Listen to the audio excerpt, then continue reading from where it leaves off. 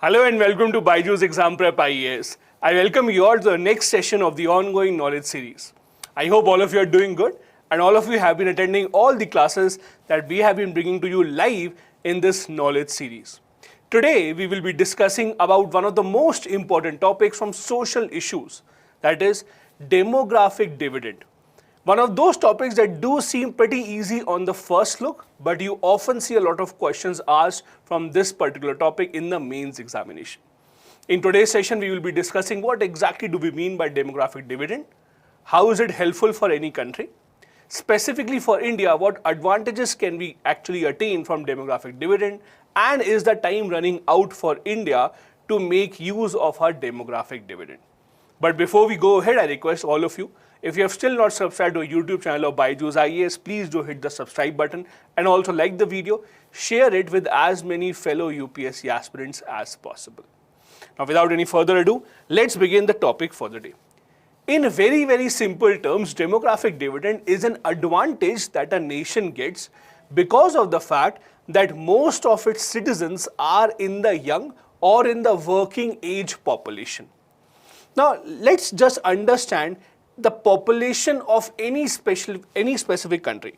For example, let's say in terms of India, there would be certain people who would be, let's say, in the age group of 0 to 18 years. Then there would be a portion of population from 18 to, let's say, 59 years. And then we have people above 60 years. In usual cases, you would see that these two groups, that is 0 to 18 and 60 plus, in usual cases are dependents. That is, they won't be working and they won't be earning on their own. Meaning that these two sections of the population, that is the young ones who have not started to work and the people who have already retired, in most cases they are dependent on the working population, that is 18 to 59. And it is not just within the family.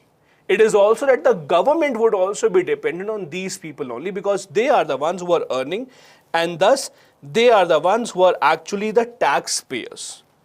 And taxpayers are the ones because of which the government has been able to sponsor all the welfare schemes. That is why it is essential for any government and not just India to make sure that this working population gives as much advantage to the government as possible, and this is what we term as demographic dividend.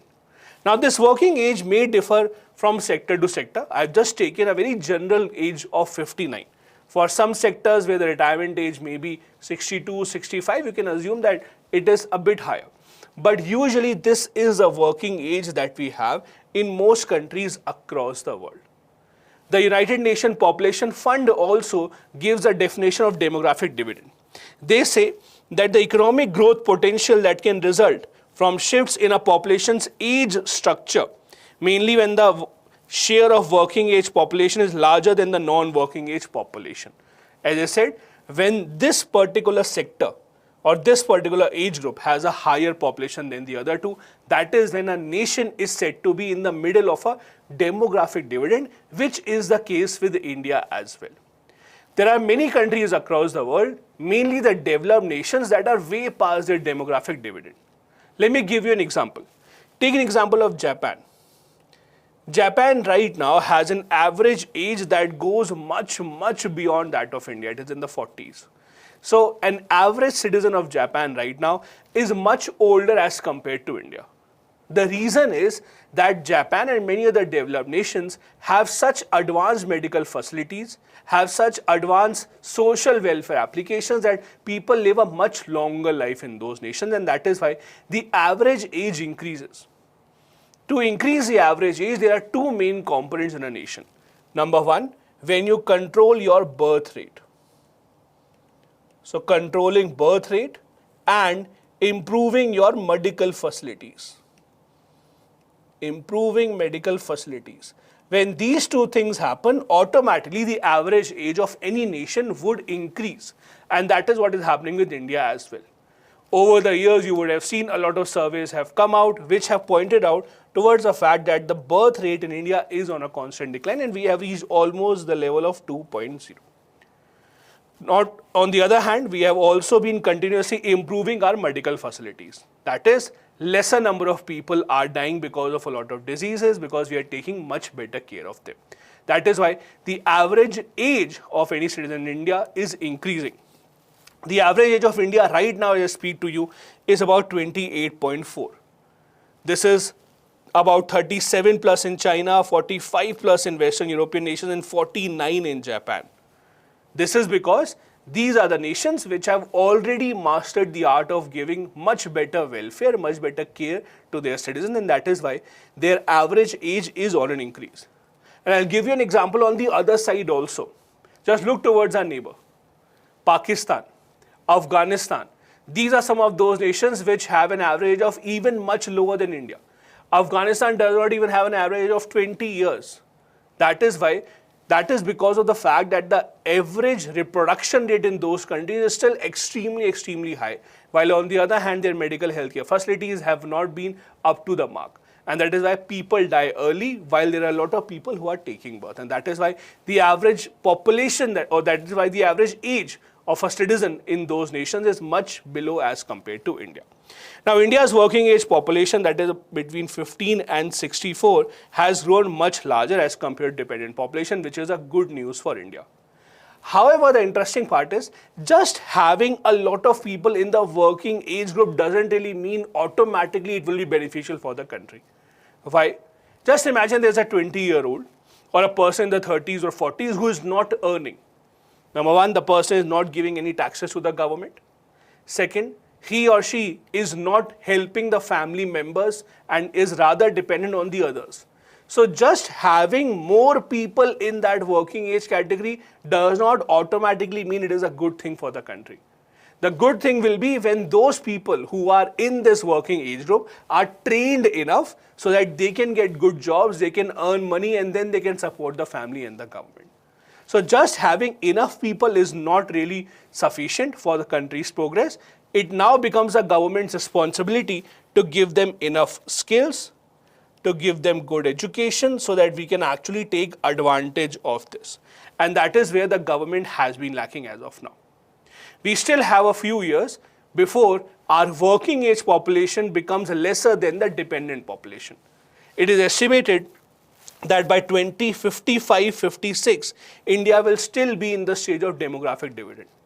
Means till this time period, India would still have a situation where the number of people who are working in India would be more as compared to the number of people who are dependents or not working. But the time is running out because our rate of reproduction is going down considerably.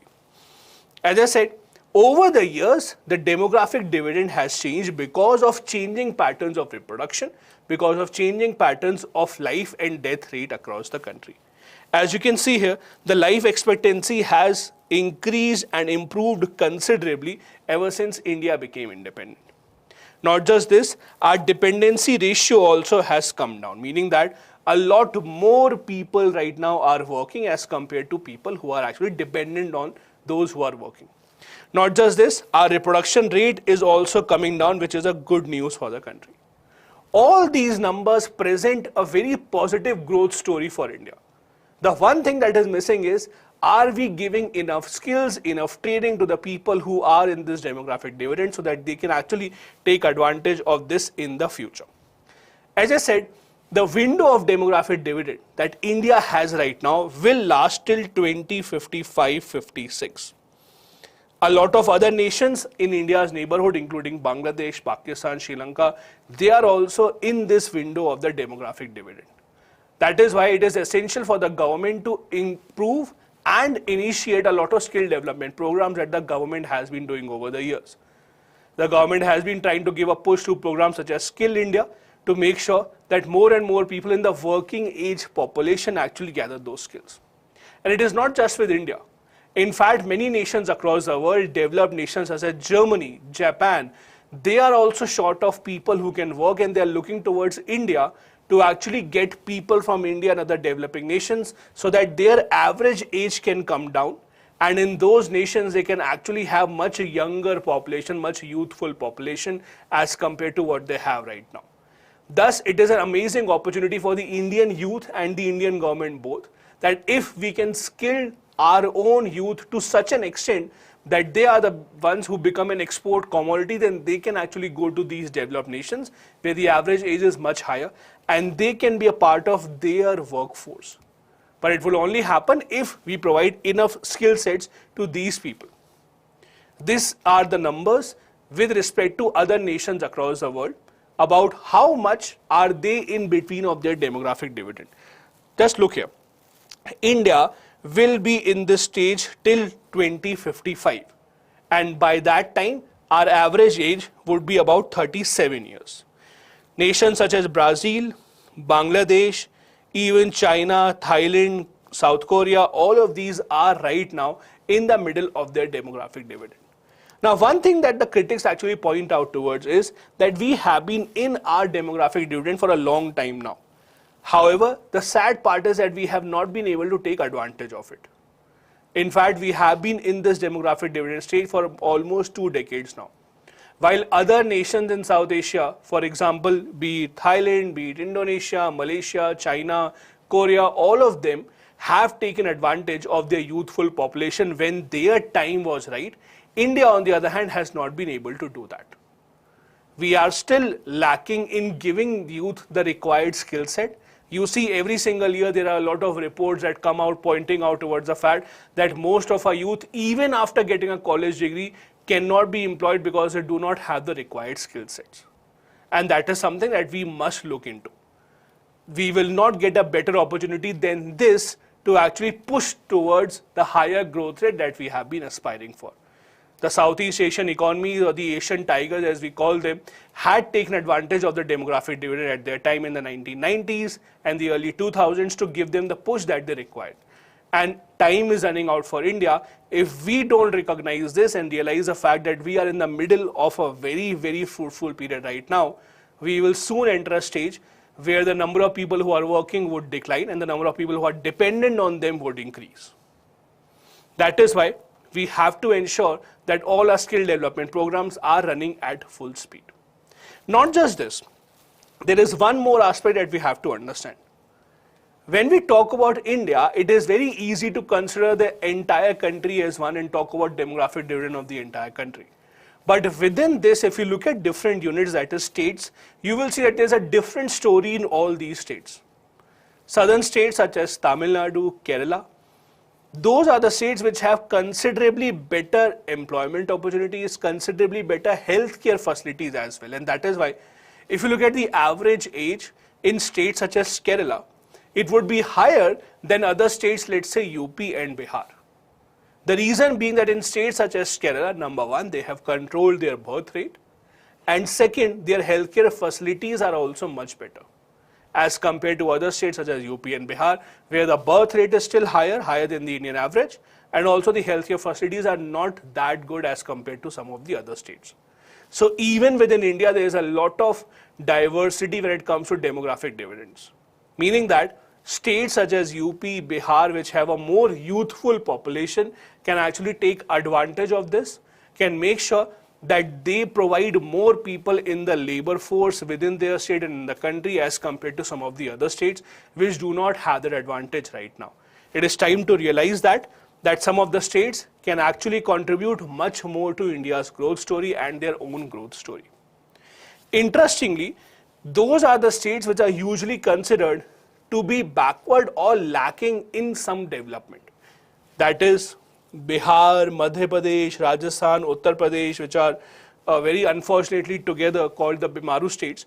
These are the states where you see that the overall development is much lower as compared to the Indian average, and the reason being that a lot of youth in these states particularly are not really working and they are still looking for jobs in the private or in the government sector. That brings us to our initial point itself, that is just having youth and just having a lot of people in that youthful age will not really work for the country or for the state. What we actually need is that those youth actually are given the proper skill set and proper jobs to contribute.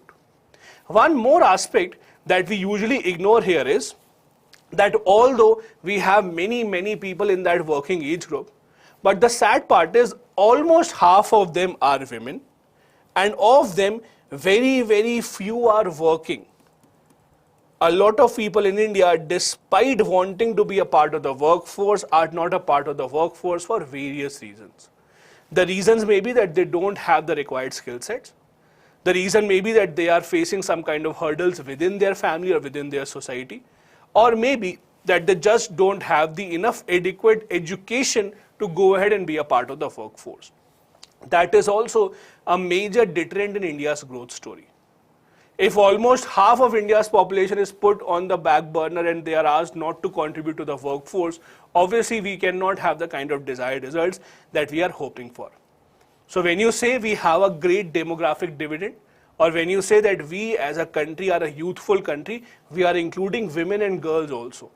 Unless they also become a part of the workforce, unless they also contribute as people who are working, who are paying taxes, we would never be able to take complete advantage of the demographic dividend that has been bestowed on us right now.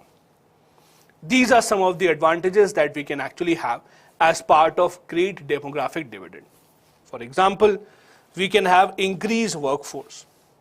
I just gave you an example of developed nations such as Germany, Japan, many other Western European nations that right now have an average age in late 40s, because of which they don't have enough people for their labor force, and they are looking at youthful countries such as India, Korea, China, etc.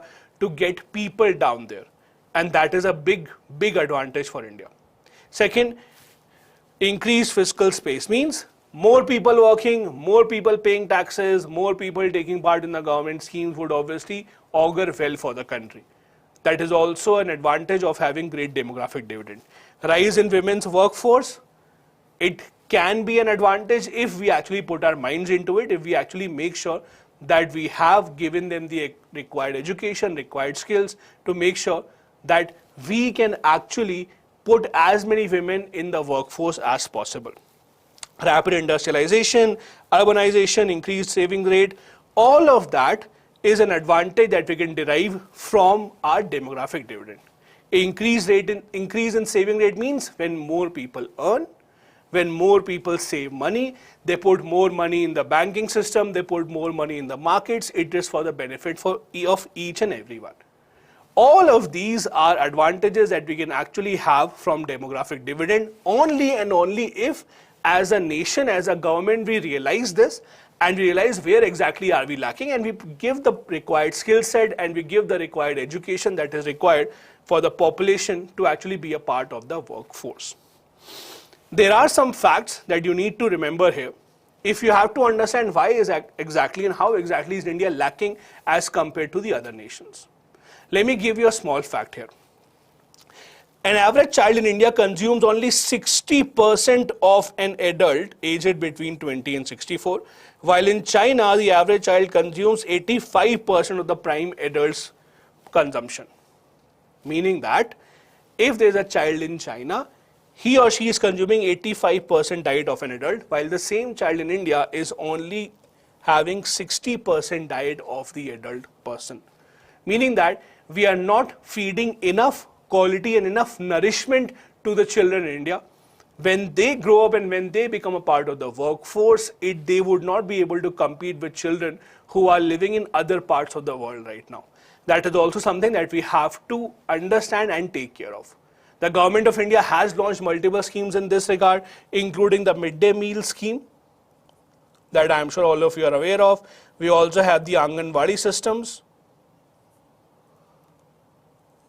places where children are given nourishment and nourishing meals to make sure that whatever their body requires, whatever nourishment that they require is provided to them. However, the official numbers show that the Indian youth and children specifically are still lacking in terms of the nutrition that their body requires. Also, we still have to deal with unfulfilled education requirements. It is no secret to anyone that our school system specifically is lacking in a lot of aspects, especially when it comes to the government-run schools. They also lack in one aspect, that is enrollment of girls especially. In the rural areas, you see, preference is given to the boys for school enrollments as compared to the girls.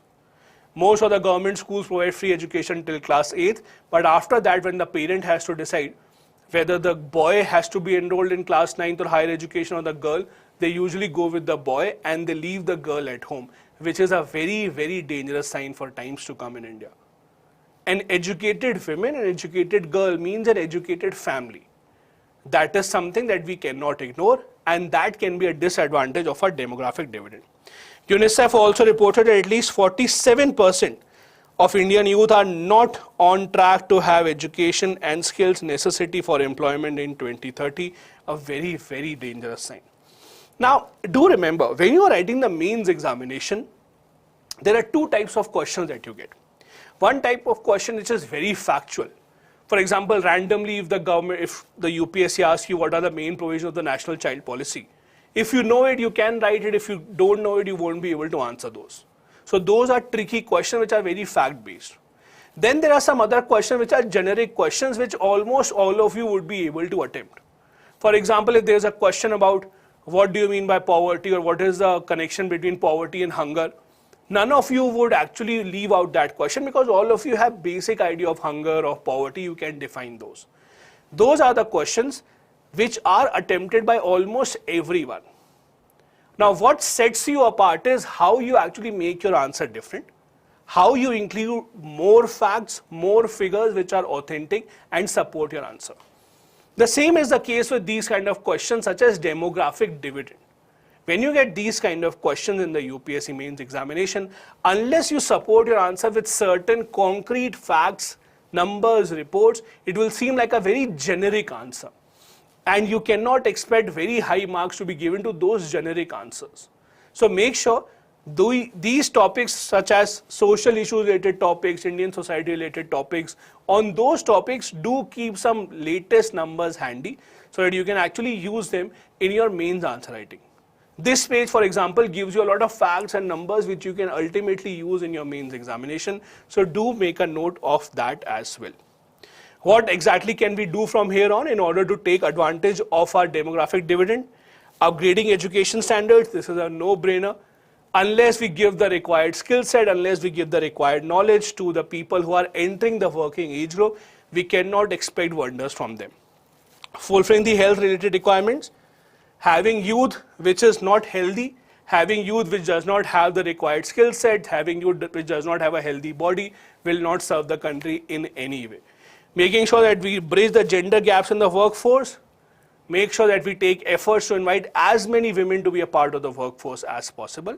Make sure that women are encouraged and not discouraged to enter our workforce. Also, federal approach for diverse states, as we discussed, different states in India are at different stages of their demographic dividend. We have states such as Kerala, which have a much higher average age as compared to states such as UP and Bihar, which have a lower average age. So there needs to be different policy approaches for both. And intersectoral collaborations, meaning that collaborate with different industries, collaborate in different fields, all of them should work together to make sure that the end goal is that the working age population in India, that is a demographic dividend, can give as much advantage to India in the coming years as possible. This is everything that you needed to know about demographic dividend. Let me see a few questions that have come up in the chat. One question that I have is what kind of mains questions can be formed from this topic? So there are a lot of questions, usually very generic. I'll give you an example. So for example, a question can be, first, what is demographic dividend? Full stop. Then explain what are the advantages that a nation can get from demographic dividend, the advantages that we just discussed. Second kind of question can be, what are the hurdles in front of the government of India to realize the true potential of a demographic dividend? Those are the kind of questions that we can have. You can also get an example of what initiatives has the government of India taken in order to improve or in order to get the best advantage from a demographic dividend.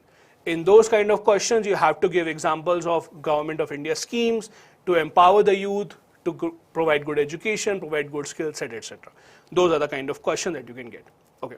The other question that I have is, what is population stabilization and total fertility rate? So, see, population stabilization means when you reach a stage where the population of the country stabilizes, means your birth rate and your death rate becomes almost equal.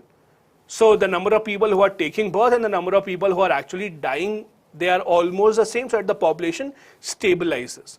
Right now, we are still at an increasing rate of population. the latest numbers that have just come out, the good news is that we have reached the reproduction rate of 2.1, which is considered to be a stabilization rate. So it is expected that our population might not grow further.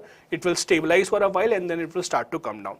Total fertility rate right now is 2.1. That is the average number of children that a woman would have in the country, which is now 2.1, and we have reached the stabilization rate. Okay. The next question that I have is, when will India's demographic dividend peak? Which we just discussed, 2055. We discussed it in multiple slides. 2055 is the one when demographic dividend of India will end. If your question is when will it peak, it has already peaked. We are in the middle of it right now. So 2055 is the time till which we will still be in the stage of demographic dividend. Okay, the next question that I have is, does demographic dividend consider only employed working age people? No, demographic dividend considers everyone who is in the working age population. If the person is employed, unemployed does not matter. So if the person is in the working age, that is from 18 years of age till 50, 59, 60, that is what we consider as demographic dividend. If a person is working, not working, doesn't really matter. Okay. Then I have a question, is average age and working population same? No. See, average age means average age of any citizen. In maths, you would have all understood or learned how to take out average. How do you take out average? If there are 100 people in the room, what do? You add up all their ages, so total age divided by 100, total number of people, that is the average age. So similarly in India, if you have to find out the average age right now, you add up ages of all the people divided by population, that is the average age right now. That is about 28.4. Okay. Then I have a question, will high demographic dividend lead to economic growth? Yes, obviously it will, but only and only if high demographic dividend results in a lot more people getting required skills to enter the workforce. If they do, then yes, it will lead to economic growth. Then I have a question, can we implement one family, one child policy to reduce demographic dividend? See, number one, no country wants to reduce demographic dividend. You are thinking on the other lines. Any country wants to increase demographic dividend. If your question is, can we implement one child or one family, one child policy to reduce population, then I would say not really. See, these kind of policy measures, when you force a major change in someone's personal life from the government side, usually never go well. When India had the family planning program in 1970s, 1980s, even if it was not forced, it was voluntary, even then it did not really go well with the people. So these kind of measures can only be in very authoritative governments. They will not really work in a democracy. Then there's a question, after 2055, what happens to demographic dividend? So after 2055, nothing happens to demographic dividend. Just that after 2055, India will enter a stage where the number of people who are working or in the working age would be lesser as compared to number of people who are dependent on them. This is the simple explanation as to what will happen after 2055. So number of old people and number of kids together will be more and number of working age people will be lower. That is what will happen after 2055. So lesser income, lesser taxes for the government and more people who want to take welfare schemes. That is the only thing that will happen. Nothing else will change after 2055, so don't worry about that. If you save enough money for your old age, you will be fine. Okay. Then I have a question on, sir, Agniveer scheme can also be included in this topic. See, there's a lot of happenings which are going on for the Agniveer scheme. If you saw the press conference, the official press conference that was done by the government of India when they announced the Agniveer scheme, in that particular scheme, they talked about the fact that one of the objectives is to reduce the average age of the armed forces, which is right now about 32. They want to reduce it to at max 26, and which will be done in the next 6 to 7 years. Now, this is what the government's official line was, that, and they used these actually words, they said that Josh and Jazba. So they wanted much more passion from the people who are working in the armed forces, and that can be achieved when they have a lower average age. I would not say that you should attach it to demographic dividend, because all the people who are working in the armed forces are a part of demographic dividend only. So that will not really go well with that particular topic. But yes, if you do have a particular question about youth, the significance of youth, then yes, you can give an example of the Agniveer scheme, but let's see how that actually goes ahead with what is happening in the country. Okay. One more question that I have from this topic is how technology can affect demographic dividend. See, technology, and I won't say that it is actually true, but for some reason we actually equate technology with youth. And it is actually true because of the fact that youth can obviously get their hands much more on technology. So there are two aspects that you have to understand. First aspect is that the more that you train the youth in terms of technology, the better chances there are of the youth becoming a part of the workforce, number one. The second aspect is this has been a fear for a long time, that if you actually employ too much technology, you will reduce the number of people who are required in the workforce. This has been a fear for a very, very long time, but this has not turned out to be true.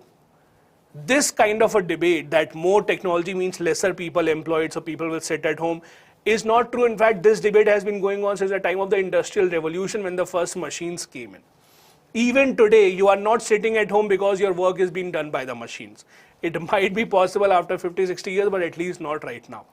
Right now, in fact, is a time to consider technology as a friend of the youth, train the youth in technology so that they can become much better part of the workforce. So technology right now is not replacing the youth. Technology is an enabler that can actually help our demographic dividend achieve much better potential as compared to what they have right now.